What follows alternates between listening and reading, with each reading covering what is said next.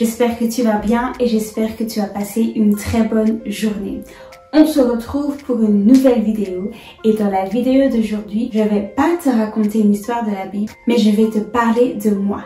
Aujourd'hui, je me présente. Aujourd'hui, tu vas enfin connaître qui est cette madame qui te raconte des histoires de la Bible derrière la caméra. Je vais donc t'emmener avec moi, je vais te parler de Bible Kids. Si tu n'es pas encore abonné à mon Instagram, alors vas-y, va t'abonner parce que c'est là-bas que tout se passe. La vidéo d'aujourd'hui a différentes parties. Donc la première partie, c'est une partie où je vais me présenter. La deuxième partie, ce sera un petit jeu. Ensuite, on aura une partie où je vais t'expliquer c'est quoi Bible Kids, pourquoi est-ce que j'ai fait Bible Kids, te raconter un peu ce qui va se passer par la suite. Et pour clôturer cette vidéo, je vais répondre aux questions que vous m'avez posées sur Instagram, en privé, etc. Donc voilà. Avant de commencer cette vidéo, n'hésite pas à liker et à t'abonner. Et voilà, on peut commencer la vidéo.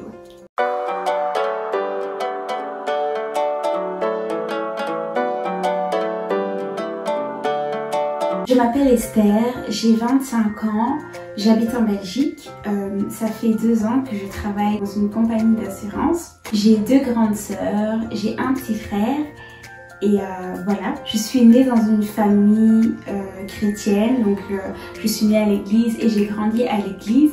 Et je pense que le fait d'aller tous les dimanches à l'église et écouter à chaque fois la parole de Dieu, c'est ça qui m'a donné en fait cette curiosité pour connaître en fait la parole de Dieu. J'aime créer du contenu, j'aime être en fait derrière la caméra, donc filmer, faire des photos, etc. C'est vraiment un truc que j'ai toujours aimé.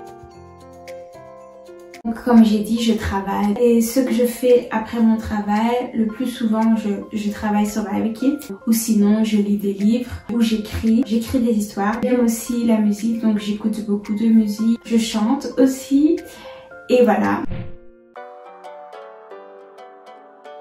Fruits ou légumes? Alors, des fruits. Je mange les légumes, mais je préfère les fruits. Mon fruit préféré, c'est des raisins. Des frites ou du riz? Du riz. J'aime beaucoup les frites, mais je pense que je pourrais manger tous les jours du riz. Donc c'est vraiment le riz que je préfère. McDonald's ou Burger King? Alors, les gens qui me connaissent, ils connaissent déjà la réponse. Ils savent que pour moi, c'est McDonald's et rien d'autre. Des pâtes ou des pizzas? Voilà. Je dirais pasta parce que tu peux manger des pâtes avec tout en fait. Tu peux manger des pâtes au saumon, pâtes bolo, pâtes à la crème, carbonara, etc. Alors que pizza, bon ok oui tu peux avoir des différentes pizzas, margarita, pepperoni, hawaïenne et tout ça. Mais je pense que les pâtes ça passe mieux. Adam ou Abraham? Abraham, c'est le père de la foi, donc pour moi c'est le fils Abraham. Paul ou Pierre? C'est vraiment compliqué parce que c'est vraiment les 2 personnages que j'aime de la Bible. Paul, bah c'est Paul, le fait qu'il a été transformé radicalement alors qu'au début il persécutait ceux qui suivaient Jésus et ensuite il a complètement changé quand il a rencontré Jésus. Ça c'est waouh. Le message que Paul en fait transmet, c'est que quand tu rencontres Jésus, tu es totalement transformé. Et Pierre, j'aime beaucoup parce que Pierre en fait il me fait penser à moi. À chaque fois qu'on parle de Pierre, directement on dit oui, c'est lui qui a renié Jésus. Et Pierre en fait c'était quelqu'un qui osait, c'était quelqu'un qui faisait. Quand Jésus marchait sur l'eau, c'est Pierre qui a dit oui Seigneur si c'est toi permets-moi d'y aller. En fait il osait, quelqu'un qui était prêt à se battre, toujours chaud. Alors si je dois vraiment choisir, je dirais Pierre, je dirais vraiment Pierre. Samson ou David? Samson il était fort, David c'était le roi David. Je veux dire David c'est quand même l'homme selon le cœur de Dieu, donc David. Déborah ou Rahab? Rahab, ce qu'elle a fait, c'est qu'elle a posé une bonne action. Et grâce en fait à sa bonne action, sa destinée, toute sa vie, toute sa famille, toute sa lignée qui venait après elle a été complètement changée. Parce que de base, elle était à Jéricho, l'endroit qui allait être détruit. Mais elle a fait une bonne action. Par sa bonne action, en fait, toute sa vie, toute sa famille, toute sa destinée a été changée. Voilà, c'est pour ça que je dis Rahab. Joseph ou Daniel? Joseph, roi des rêves, jeune garçon, très intelligent, très sage. Daniel, très intelligent, très sage, qui avait des visions, qui avait des rêves. C'est pareil, hein. En fait, Joseph et Daniel, pour moi, c'est vraiment pareil. Parce que quand on voit Joseph, lui, il a été esclave en Égypte. Et Daniel, il a été en captivité à Babylone. Donc les deux, en fait, ont quitté leur terre. Et les deux avaient des rêves, savaient interpréter des rêves. Mais vous voulez que je choisisse qui? C'est pareil. Si je dois vraiment dire quelqu'un, je dirais Joseph. Parce que Joseph, en fait, il a été trahi par ses frères. Donc déjà, le fait que malgré la trahison de ses frères, il a su les pardonner par après. Pour moi, alors, je dirais Joseph.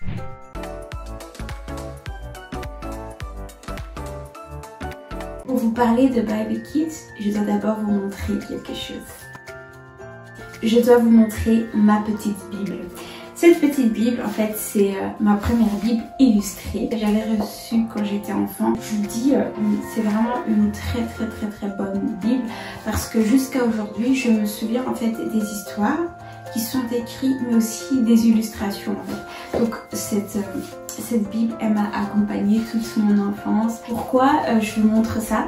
Parce que en avril 2020, quand on était en plein confinement, on était tous à la maison, j'ai demandé en fait à Dieu, comment est-ce que tu veux que je parle de ta parole si on est coincé à la maison?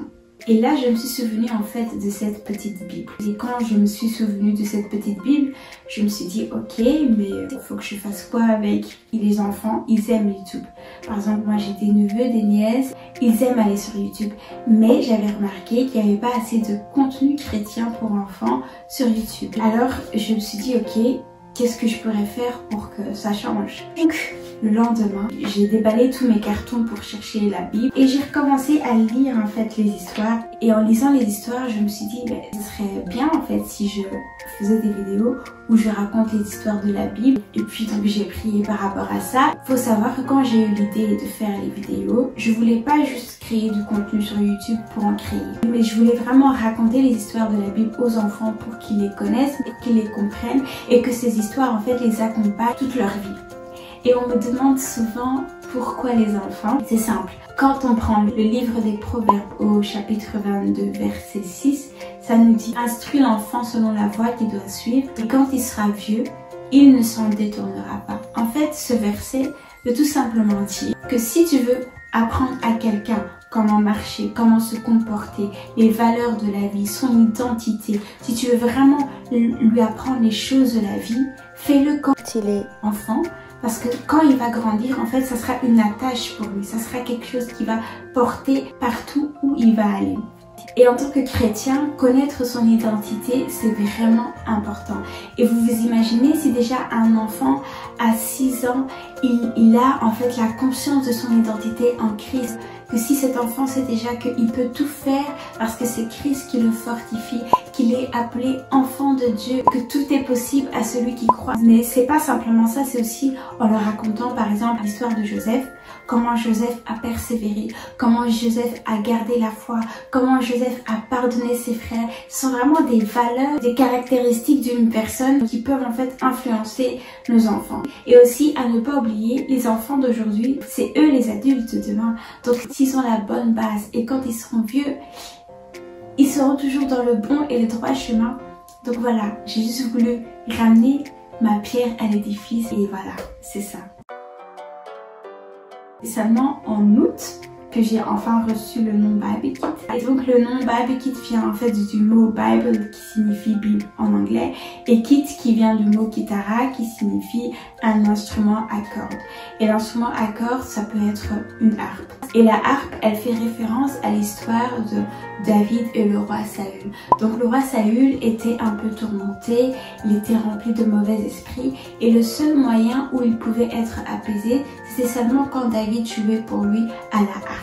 À chaque fois que David jouait de la harpe, le roi Saül était tranquille, il allait bien. Et en fait, le message que je veux t'apporter, c'est que à chaque fois que tu écoutes les histoires que je raconte, à chaque fois que tu vois une publication de Bible Kids, c'est que peu importe ce que tu vis, peu importe comment tu te sens triste, malheureuse, peu importe, qu'à chaque fois que tu entends tes histoires, tu puisses recevoir en fait la joie, la paix et l'amour de Dieu dans ton cœur. Je pense qu'il y aura beaucoup de nouvelles choses. Tout ce que je peux vous dire, c'est restez connectés, suivez-moi sur Instagram parce que c'est là-bas que je fais toutes mes annonces et que je publie toutes les publications. Et maintenant, je vais répondre à vos questions. Comment ça se fait que tu connais toutes les histoires de la Bible? Alors, je connais pas toutes les histoires de la Bible par cœur, mais je lis beaucoup en fait. Par exemple, si aujourd'hui j'ai envie de parler de Adam, je vais relire en fait l'histoire de Adam. Et à chaque fois, il y aura quelque chose de nouveau. Donc, c'est pas que je connais par cœur, ni que je connais toutes les histoires de la Bible. Non, je lis en fait tout le temps. C'est difficile de combiner Bible Kids et le travail? Je dirais non. Pourquoi? Parce que là, je suis en télétravail. Donc, je travaille de la maison. J'ai commencé Bible Kids. J'étais à la maison. Du coup, c'est pas compliqué de combiner travail et Bible Kids pour l'instant. Où as-tu trouvé Lévi? On me l'a offert, je pense, pour Noël ou pour mon anniversaire, je sais plus. Mais je sais qu'on me l'a offert. Donc la personne qui me l'a offert, merci beaucoup parce que Lévi, c'est la star de Bible Kids. As-tu des enfants? On me pose souvent cette question en message privé parce que je fais une chaîne pour enfants, mais j'ai pas encore d'enfants. Mais j'aime beaucoup les enfants et en fait, l'amour que j'ai pour les enfants, c'est ça qui me pousse à faire Bible Kids. Comment t'es venue l'idée? Je pense que je vais un peu expliquer la partie de Bible Kids. Mais donc l'idée m'est vraiment venue quand j'ai retrouvé ma petite Bible et je me suis vraiment demandé comment est-ce que je peux partager la parole de Dieu et aussi comment est-ce que je peux ramener plus de contenu chrétien sur YouTube pour les enfants. J'ai vraiment l'envie de partager la parole, l'envie de raconter des histoires de la Bible. Ta famille pense quoi de Bible Kids? Ils me soutiennent tous. Eux, quand j'ai commencé les vidéos, ils n'ont pas trouvé ça bizarre. Ils se sont juste dit oui, c'est un truc qui te ressemble, c'est vraiment toi en fait. Donc voilà, ils me soutiennent. T'as toujours voulu faire ça? Alors, Bible Kids en soi non, mais en fait j'ai toujours voulu faire une chaîne YouTube, sauf que je savais pas comment ni ce que je voulais faire. Et quand l'idée de Bible Kids m'est venue, je me suis dit enfin je peux commencer ma chaîne YouTube et au moins ça aura du sens quoi. Comment tu fais pour être aussi active? Planning, je planifie. Je peux pas dire que je planifie tout, mais je fais un planning en fait. Ce que je fais, je travaille souvent par mois. Par exemple, là on est au mois de juillet. J'ai mon planning de juillet, je sais de quoi je vais parler en juillet, je sais quelle vidéo je vais sortir en juillet et je sais à partir de quelle date je vais commencer à faire des recherches, à commencer à filmer, à faire le montage. Donc c'est vraiment le planning qui m'aide à être active et pas débordée quoi. Ça te prend plus ou moins combien de temps pour créer ton contenu? Ça dépend. Prenons par exemple une vidéo, quand tout va bien, l'installation, la lumière, ça prend on va dire 1 heure. Mais des fois, ça peut prendre 2 heures. Donc ça dépend vraiment du sujet, de la lumière et de tout ce qui est derrière. Donc on va dire que je peux filmer une vidéo pendant 2 heures. Ensuite, il y a le montage. Et le montage, c'est vraiment ça qui me prend le plus de temps. Par exemple, les vidéos des femmes de la Bible ou des hommes de la Bible, ça m'a pris quand même beaucoup de temps parce que déjà, il fallait couper. Ensuite, il fallait ajouter les effets. Et après, il fallait ajouter les sous-titres. Ça m'a quand même pris le soir, le vendredi soir et toute la journée de samedi, quoi.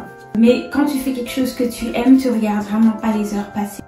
Est-ce qu'il y a encore une question? Quels sont les objectifs à long terme concernant Bible Kids? Alors, ce que je voudrais vraiment pour Bible Kids, ce que je souhaiterais et ce que je prie vraiment, c'est que à long terme, je puisse créer un dessin animé, un film, des séries de films. On parle de la Bible, un personnage qui vit les histoires de la Bible.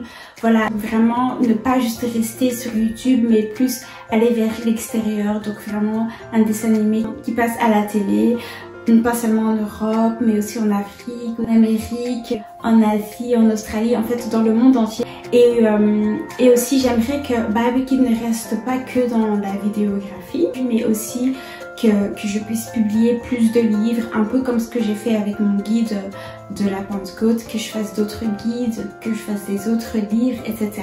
Donc voilà, c'est vraiment comme ça que je vois. C'est vraiment mon objectif à long terme pour Bible Kid. Voilà, c'était tout pour aujourd'hui. J'espère que cette vidéo t'a plu et que tu as pu apprendre à me connaître. Si j'ai pas répondu à ta question ou si vous avez d'autres questions, n'hésitez pas à m'envoyer en message privé sur Instagram. Et sinon, vous pouvez toujours me contacter par mail aussi. Je vous lirai avec plaisir et je répondrai à vos questions avec plaisir. N'hésite pas à liker cette vidéo, à partager cette vidéo à ta famille, tes frères, tes sœurs, tes parents, tes amis au monde entier. On se dit à très bientôt pour une nouvelle vidéo. Que Dieu te bénisse. God zegent jou.